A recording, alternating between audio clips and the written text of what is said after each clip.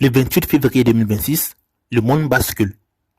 À la suite d'une attaque conjointe américano-israélienne contre l'Iran, plusieurs personnalités majeures sont tuées, dont le guide suprême Ali Khamenei. La riposte iranienne ne tarde pas. Des drones et des missiles frappent Israël et plusieurs bases américaines dans les pays du Golfe. En quelques heures, le Moyen-Orient s'embrasse. Le conflit s'étend et ses conséquences dépassent rapidement la région. La fermeture du détroit d'Ormuz fait exploser les prix du pétrole et du gaz. Les marchés tremblent, les tensions montent partout sur la planète.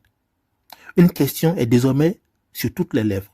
Jusqu'où ce conflit entraînera-t-il l'humanité? Comment cette guerre peut-elle se terminer? Et surtout, pourquoi ces guerres reviennent-elles sans cesse dans l'histoire humaine?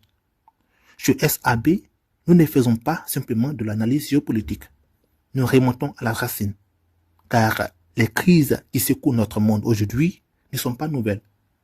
Ce sont les mêmes causes qui ont détruit les civilisations du passé et qui menacent celles de demain. Tout commence avec la création de l'homme. Dieu a placé l'être humain sur terre pour un temps limité avec une mission, faire le bien et éviter le mal, en suivant ses commandements. Mais au fil du temps, au fil de l'histoire, l'humanité s'est divisée. D'un côté, ceux qui cherchent la justice, la foi et la droiture.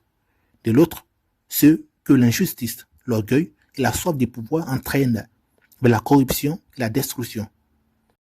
Et c'est souvent de cette lutte que naissent les grands conflits de l'histoire. Mais alors, où se situe notre monde aujourd'hui? Abonnez-vous pour la suite.